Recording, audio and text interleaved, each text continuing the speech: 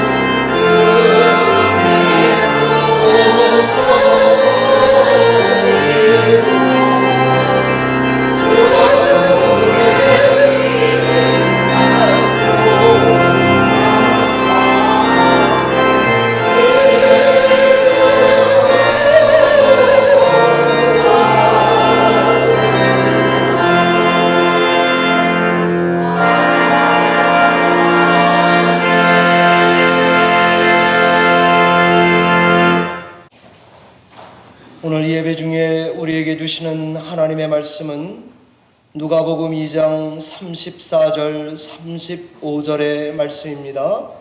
우리 다 같이 성경을 열어서 본문을 핀 다음에 한 목소리로 봉독해 올리겠습니다. 누가복음 2장 34절 35절의 말씀입니다. 하나님의 말씀입니다. 같이 읽습니다. 시몬이 그들에게 축복하고 그의 어머니 마리아에게 말하여 이르되 보라, 이는 이스라엘 중 많은 사람을 패하거나 흥하게 하며 비방을 받는 표적이 되기 위하여 세움을 받았고 또 칼이 내 마음을 찌르듯 하리니 이는 여러 사람의 마음의 생각을 드러내려 함이니라 하더라.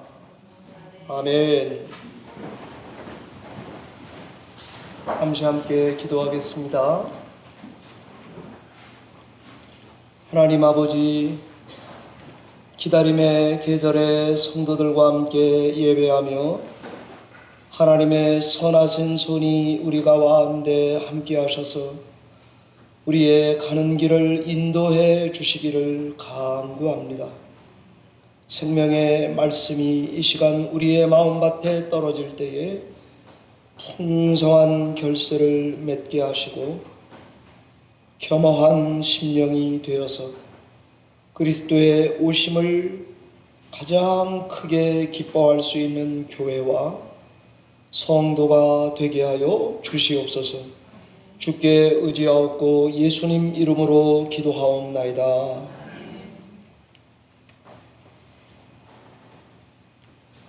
오늘은 대강절 네 번째 주일입니다. 다음 주는 성탄 감사 주일로 예배하게 될 것입니다. 우린 그동안의 대강절 기간의 기다림이란 주제로 아브라함을 통해서는 기다림 의로의 부르심, 이사야 선지자를 통해서는 기다림의 실체, 세례 요한을 통해서는 기다림의 특별함이란 말씀을 묵상했습니다. 오늘은 마리아를 통해서 기다림의 참된 의미 이런 말씀을 증거하도록 하겠습니다. 대강절 네 번째 초에 점화하는 의미는 바로 평생을 기다리며 살아간 사람 마리아와 관련이 있습니다. 예수님의 어머니 마리아는 삶 전체가 기다림의 결정체입니다. 과연 신앙 안에서 우리 신자들이 기다리며 신앙한다는 게 무슨 의미인지, 기다림의 참된 의미를 보여주는 기다리는 신앙의 끝판왕이라고 해도 과언이 아닙니다. 마리아는 예수님의 어머니이기에 아주 어린 처녀 때부터 자기 몸에서 날 예수 그리스도의 탄생을 기다렸습니다.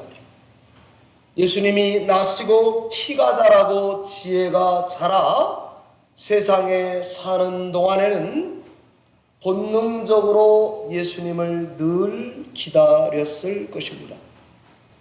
아마도 일반 부모와는 달리 아들 예수 그리스도의 죽음을 가슴 졸이면서 기다렸을 것입니다. 예수님이 승천하시고 난 이후에는 마가 다락방에서 그의 재림을 기다리는 신자 어머니 마리아로 기다렸습니다. 마리아는 다른 선지자들과는 달리 하나님이 약속하신 좋은 일이 일어날 거야를 기다린 게 아닙니다. 자기가 기대했던 바를 기다리며 산 것도 아닙니다. 마리아가 평생 기다려온 바는 자기가 가장 두려워하는 일, 이거 진짜 일어나면 어떡하지? 두려움을 기다리며 산 여성입니다. 마리아의 기다림은 우리의 기다림과는 비교 불가 타의 추종을 불허합니다. 그럼에도 동시에 주의 재림을 기다리며 오늘을 사는 우리 신자들과의 모습과도 아주 흡사하지 않습니다. 마리아는 신앙 여정의 동반자요, 선배요, 멘토와도 같습니다. 마리아를 보노라면 어떨 때는 위로를 받습니다. 어떨 때는 숙연해지게 만듭니다. 그야말로 마리아는 기다림의 참된 의미를 보여주는 기독교 영성의 교과서이고 최고봉이라고 할 수 있습니다. 그렇다면 오늘 성경은 이 대강절의 마리아를 통해서 어떻게 기다리며 신앙해 가는 게 기다림의 참된 의미인지, 뭐라고 말씀하시는지 세 가지를 증거하겠습니다. 첫 번째는 다 알지 못해도 믿으며 기다리라 라고 말하는 것 같습니다. 다 알지 못해도 믿으며 기다리라 하는 것입니다. 믿음으로 기다려라, 믿고 가라, 이런 말입니다. 그러므로 대강절에 우리가 믿음을 다시 한번 점검하고 우리 기다림이 믿음에 기초한 건지를 점검하는 것입니다. 누가복음 1장 31절에 가브리엘 천사가 나타나 마리아에게 이렇게 알려주었습니다. 보라, 내가 잉태해서 아들을 낳으리니 이름을 예수라고 하라. 누가복음 1장 38절에 마리아가 이렇게 답했습니다. 주의 여종이오니 말씀대로 나에게 이루어지리이다. 천사가 떠났습니다. 이 두 말씀만 보면 마리아의 믿음이 정말 대단해 보입니다. 그러나 성도 여러분, 기억하시기 바랍니다. 가브리엘 천사와 마리아 둘 사이의 대화와의 시작과 끝을 성경에 기록해 놓은 축약 버전이라는 것을 기억하셔야 합니다. 누가복음 1장 31절과 38절 사이에 마리아는 울고 불고 소리 지르고 화내고 이런 장면이 어쩌면 드라마의 컷과 같이 들어가 있을지 모를 일입니다. 처음에 마리아는 가브리엘의 인사말을 듣고 상당히 고심한 것 같습니다. 우리 성경 번역본 NRSV는 당황스러워했고 고민했다고 번역했습니다. 여러분 다 가지고 계신 NIV는 근심하고 놀라워했다라고 번역했습니다. NJV 새 예루살렘 성경은 캐톨릭계 신학자들이 많은 성경 번역인데 거기에는 너무도 혼돈스러웠다 이렇게 번역하고 있습니다. 무슨 말입니까? 마리아는 천사의 고지를 듣고 다 우리가 짐작할 수 있는 대로 깜짝 놀랐습니다. 고심했습니다. 혼돈스러웠습니다. 불안초조했습니다. 겁을 잔뜩 먹었습니다. 그래서인지 천사는 마리아를 만나자마자 너무도 마리아의 마음 상태를 잘 알잖아요. 그러니까 이렇게 만나자마자 인사합니다. 평안할지어다. 주께서 너와 함께 하신다. 두려워하지 마십시오. 당신은 지금 하나님의 은혜를 입고 있는 중입니다. 이 말이 연달아 4번이 나와요. 안심시키고 또 안심시키는 천사를 봅니다. 천사의 인사에도 불구하고 자기가 본 게 천사예요. 들은 게 하나님의 말씀이에요. 마리아는 두렵고 불안하고 혼란스러웠습니다. 그러나 성경은 이 두 당사자 간의 만남 이후에 결론을 적어 놓았는데 주의 여종입니다. 말씀대로 이루어지기를 원하나이다. 다시 말하면 마리아는 온 인격적으로 자기의 마음 깊숙한 곳에서 그렇다면 아멘 한 것입니다. 아무리 아멘해도 우리를 부르신 하나님께 아무리 믿습니다라고 해도 하나님의 말씀을 다 이해하고 나서 그리고 아멘 하는 사람은 세상에 없습니다. 하나님께 사랑받는 일, 은혜 받는 거 진짜 신나는 일입니다. 그러나 거기엔 우리의 상상을 뛰어넘는 여러 가지 도전들이 지뢰밭같이 있습니다. 마리아에게도 이 아멘이 오늘 본문 말씀과 같이 칼이 너의 마음을 찌르는 평생 기다림일 줄은 몰랐을 것입니다. 축복 같기도 하고 저주 같기도 합니다. 천사의 말이 좋아 보이기도 하고 나빠 보이기도 합니다. 확실해 보이기도 하고 불확실해 보이기도 합니다. 그럴 때 마리아는 어떻게 했습니까? 믿었습니다. 아니, 믿고 가기로 했습니다.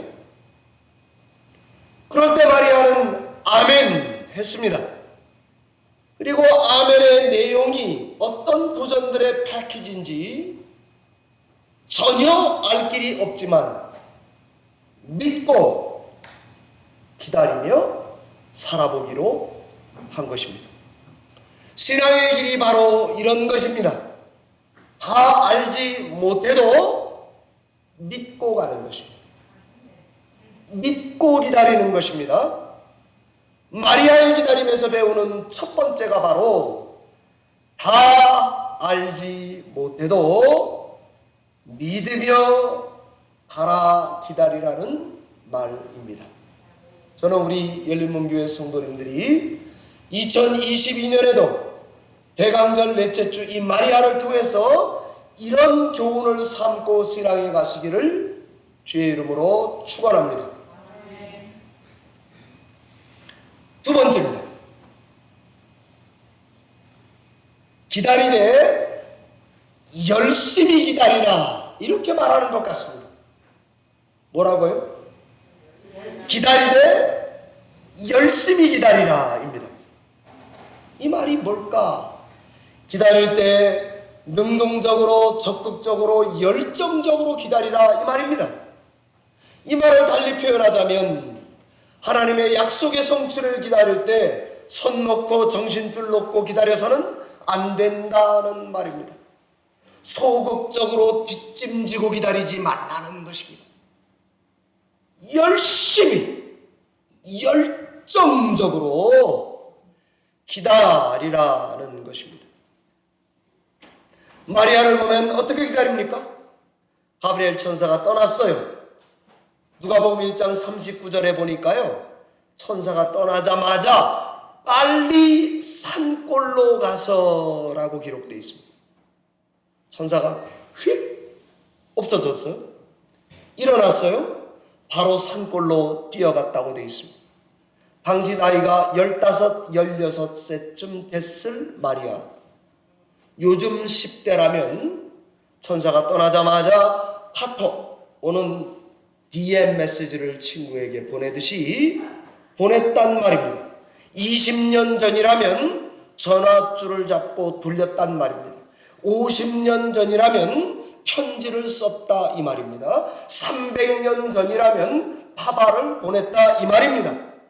그러나 2000년 전경 마리아는 천사가 떠나고 발품을 팔았습니다. 발빠르게 움직였습니다. 천사의 말씀 중에 언급됐던 그 여자 엘리사벳을 찾아가기로 한 것입니다. 기다리되 적극적으로, 능동적으로, 열심히, 열정적으로 지금 이 기간을 여러분도 사셔야 합니다. 열정적으로 얼마나 웜하리 마음이 열정적이었는지 나중에 엘리사벳 만나자마자 노래가 막 뿜어져 나온다고요. 마리아는 자기와 비슷한 처지의 사람에게 가봤습니다. 자기를 가장 잘 이해해 줄 사람, 그리고는 여러분과 제 성경에 있는 마리아의 노래 짓는 작사자가 된 것입니다. 마리아는 엘리사벳에게서 성령의 역사를 확신하게 되었고 노래를 불러 제꼈습니다. 흔히들 신학자들이 마리아의 찬가와 한나의 노래를 세뮤엘 어머니요 한나의 노래를 비교합니다. 왠가 하면 내용과 형식 면에서 비스무리하기 때문입니다. 그런데 한나도 그렇고 마리아도 그렇고 단지 이상한 일을 경험했기 때문에 노래를 한 것이 아니고 이스라엘의 역사 그리고 하나님의 역사에 대해서 깊이 공감하고 하나님의 모든 말씀을 받고 그리고 열정적으로 거기에 화답하며 가고 있다고요. 기다리는 동안 아주 적극적으로 기다렸다는 말입니다. 그 안에는 아주 열심히 하나님을 향한 열정을 불태우면서 기다리는 게 신앙이다 하는 것을 알 수 있습니다. 여러분, 캘리포니아주 LA에 가면 강준민 목사님이라고 있습니다. 그분이 책을 기다림은 길을 엽니다 라는 책을 썼습니다. 좀 지난 책입니다. 그에 따르면 기다림은 하나님의 성품입니다. 본성입니다. 이렇게 묵상하더라고요. 기다림을 배우고 훈련해야 합니다. 강조하더라고요. 훈련을 통해서 생기는 기다림이라고 하는 것은 제2의 신자의 천성이라고 정의하더라고요. 그 유익이 얼마나 큰지 반드시 배워야 하는 거라고 말하더라고요. 기다림을 통해서 하나님은 우리를 연단시키고 밑그림, 큰 그림을 보게 하고 하나님을 신뢰하게 만든다고 강준민 목사님이 묵상을 하시더라고요. 그분이 묵상한 내용이 제목만 제가 나열해 볼 테니까 한번 들어보시기 바랍니다. 기다림은 은혜 가운데 거하게 합니다. 기다림은 꿈을 준비시킵니다. 기다림은 건지시는 하나님을 알게 합니다. 기다림은 신뢰하는 것입니다. 기다림은 고요히 분노를 다스리는 것입니다. 기다림은 감사로 반응하는 것입니다. 기다림은 새 힘을 공급합니다. 기다림은 성령의 임재를 경험케 합니다. 기다림은 하나님의 때를 알아차리게 합니다. 기다림은 소망을 잉태합니다. 기다림은 하나님의 성품을 담게 합니다. 기다림은 하나님의 마음을 담게 합니다입니다. 고난 중에 인내하는 사람은 하나님의 때를 알게 될 것입니다. 기다리는 게 참 어렵지만 기다릴 수 있는 이유가 있습니다. 왠가 하면 하나님이 그 때를 우리는 모르지만 반드시 아름답게 할 줄로 믿기 때문입니다.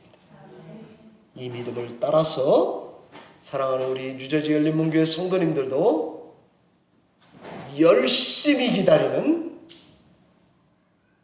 대강절 넷째 주가 되시기를 바랍니다. 세 번째입니다. 마리아의 신앙을 통해 배우는 세 번째 교훈은 우리 기다림은 기도와 묵상에 기초해야만 한다는 것입니다. 이 말이 무슨 말입니까? 이 말은 우리 기다림 중에 기도하며 기다린다는 말은 열려 있다는 것이고요. 하나님이 내 기도 중에 개입해 들어와 일하시도록 하라는 말과 같습니다. 기다림 중에 겸손으로 허리를 동이라는 말과 같습니다. 누가복음에서 이렇게 기도하는 마리아, 묵상하는 마리아를 묘사하느냐고 누가가 자주 쓰는 단어가 하나 있습니다. 그게 바로 곰곰이 생각하다라는 단어입니다. Ponder. P-O-N-D-E-R, 판들입니다. 누가복음 1장 29절에 마리아는 천사 인사를 듣고는 판들 깊이 생각했습니다. 누가복음 1장 66절에는 유대 단골 사람들도 세례 요한의 탄생 이야기를 접하고는 판들 깊이 생각했습니다. 누가복음 2장 19절은 마리아는 이 모든 말을 마음에 새기고 판들 깊이 곰곰이 기도하며 생각했다는 말입니다. 남편도 성품이 비슷해요. 마태복음 1장 20절에는 무엇이 최선인지 판들 깊이 생각하며 기다렸다는 말입니다. 기다리되 우리 기다림은 기도하며 기다리는 것입니다. 신앙심이 깊은 신자들의 공통점이 바로 이거 아니겠습니까? 그죠? 시므온 그런 제사장입니다. 안나 할머니 그런 할머니입니다. 엘리사벳 그런 친척입니다. 요셉 마리아 닮은 남편입니다. 마리아 남편 닮은 아내입니다. 하나님은 이런 신자와 이런 신자를 접속시켜서 성도와 성도 간의 교통을 만들어서 성령의 역사를 확실하게 만드시면서 하나님의 일을 성취해가는 줄 믿습니다. 많은 사람들이 성전에 북적거려요. 그런데 시몬과 안나는 아주 작은 아기를 보고 왔다는 걸 알아차려요. 그가 누군지 알아차려요. 이게 어떻게 가능하겠습니까? 기도하며 기다리면 가능합니다. 기도하되 열정적으로 기다리고 있었기 때문에 하나님의 음성에 대한 예민한 센스를 갖기 원해서 성경 여기저기를 구석구석 찾아보고 있더라고요.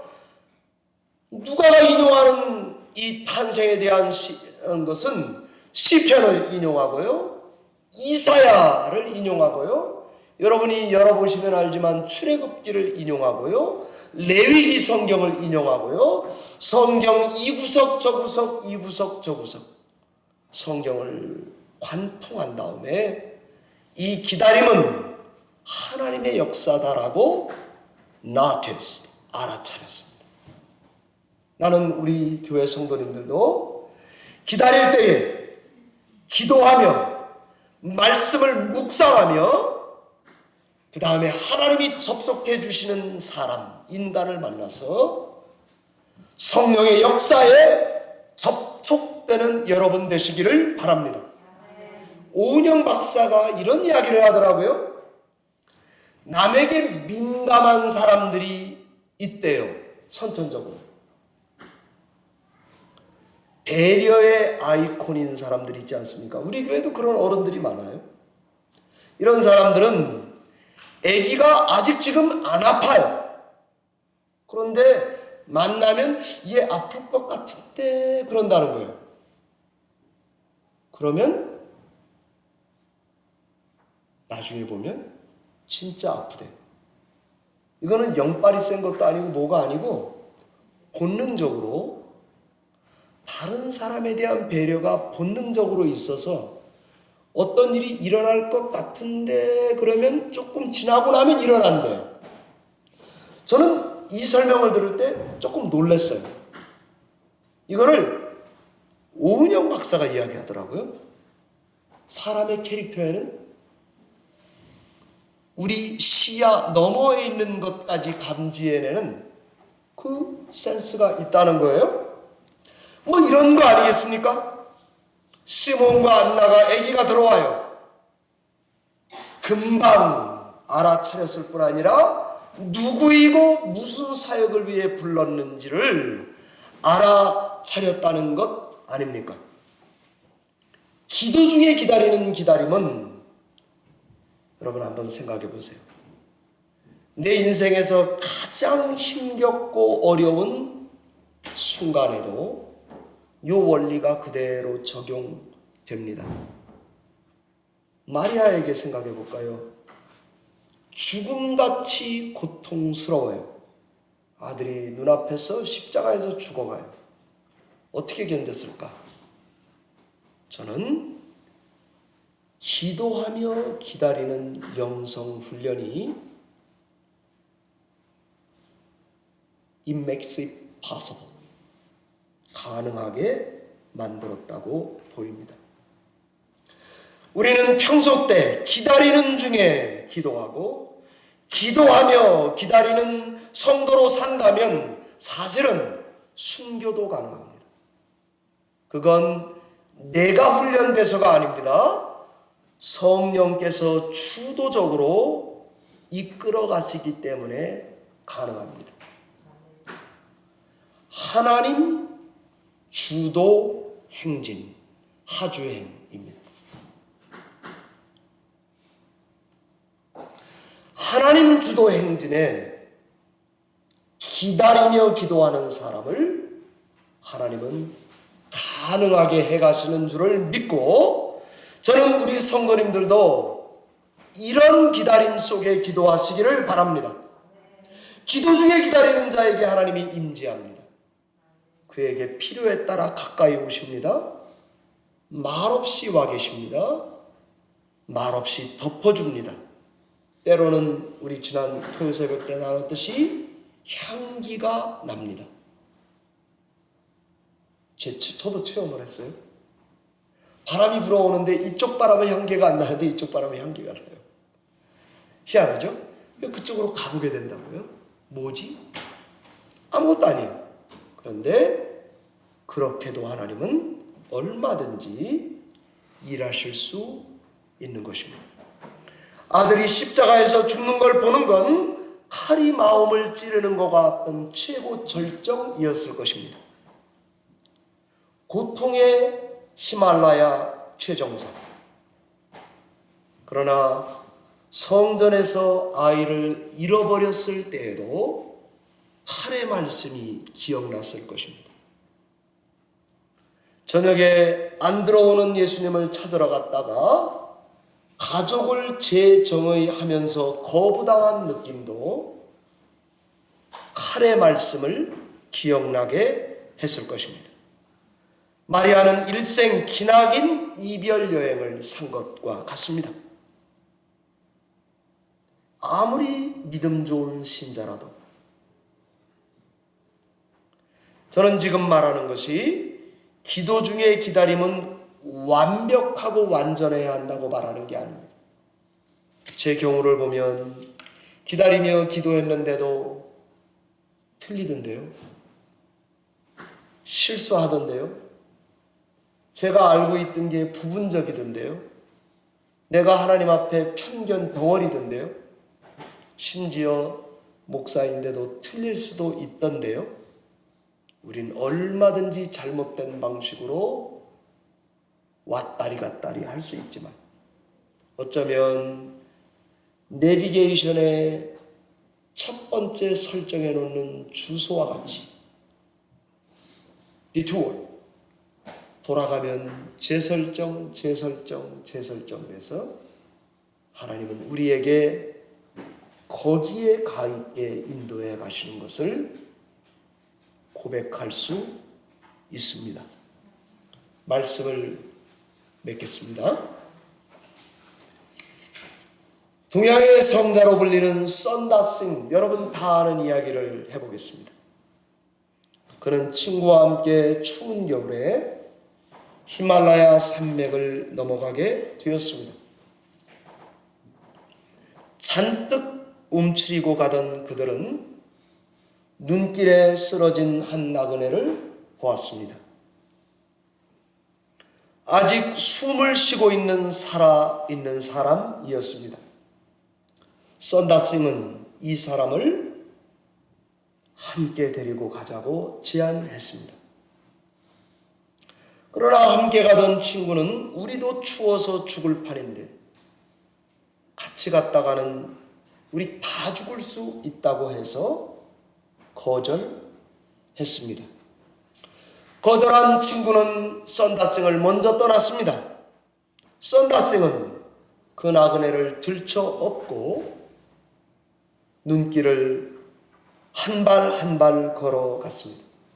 하도 무거워서 내려놓고 싶었지만 끈기 있게 참고 견디며 한 걸음 한 걸음 가보았습니다.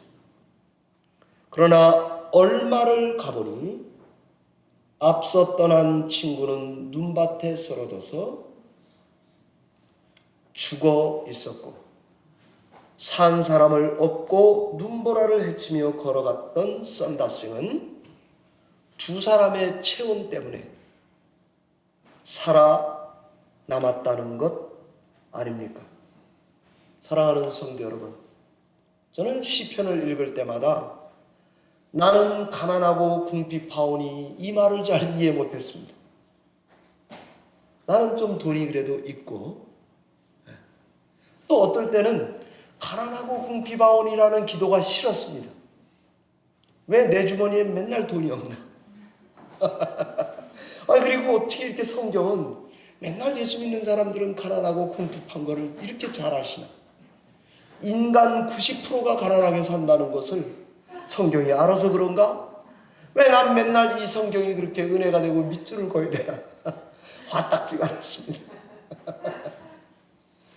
근데 제가 얼마 전에 기도를 하다가 깨달았어요.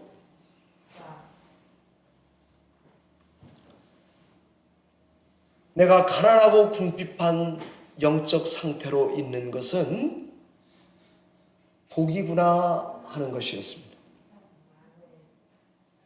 어린 아이의 해야 될 의무, 일 중에 하나는 배고프면 울어야 합니다. 젖을 달라고 해야 하는 것 아닙니까? 이번에는 얌전하게 울어서 엄마에게 점수 따야지. 울 때는 손수건을 들고 폼나게 울어야지. 그런 애는 하나도 없습니다. 이게 바로 성도들의 특징입니다. 땡깡. 어쩌면 땡깡 자체가 우리의 실존입니다. 여러분의 눈에 만약에 눈물이 메말랐다면, 땡깡을 모르고 살아오셨다면 이 대강절 넷째 주일에 회개하셔야 합니다. 우는 것은 좋은 것입니다. 우리 정유숙 목사님과 사모님 그런 고백하실 때 제가 속으로 아멘했고 오늘 설교 때 말씀드리는 것입니다. 정유숙 목사님이 암 진단받고 수술 들어가시니까 하루 전에 저한테 말해줬기 때문에 저도 놀랬고 대단한 목사님이시구나 하는 생각을 가졌습니다. 근데 사모님이 그 다음날 새벽기도 오시고 또 오시고 뭐 별일 없는 것처럼 지나가시더라고요. 제가 보면서 급이 다르구나. 왜냐면 이게 믿음의 대가 있으시잖아요. 저는 저 때부터 예수를 믿었거든요. 그렇게 말씀하시면서 사모님이 기도한 것도 아닌데 집에서 나올 때 눈물이 그렇게 많이 나더라는 거예요. 남편 위해서 기도하러 가야지. 그리고 나올 때부터 눈물이 난다는 거예요. 그냥 뭐 슬퍼서도 아니래요. 그냥 눈물이 난다는 거예요. 그래서 하나님은 저렇게 은혜를 주시는 건데 그렇게 생각을 갖게 되었습니다. 사랑하는 성도 여러분, 여러분 지금 예배하지만 멀쩡하게 예배하시지만 하나님을 절대 의존한다는 의미는 땡깡입니다. 우는 것이 성도의 실존입니다. 가난하고 궁핍한 게 성도의 실존이라고 깨닫게 되었습니다. 이 대강절에 다 알지 못하셔도 믿으며 가시기를 부탁드립니다. 이 대강절에 열정적으로 기다리시기를 축원합니다. 이 대강절에 마리아처럼 기도하며 기다리는 여러분이 되신다면 사실은 순교면 어떻고 다른 거면 어떻습니까? 다 이길 수 있다를 보여주는 것이 영성의 최고봉 마리아가 우리에게 증거해 주시는 말씀입니다. 기도하겠습니다.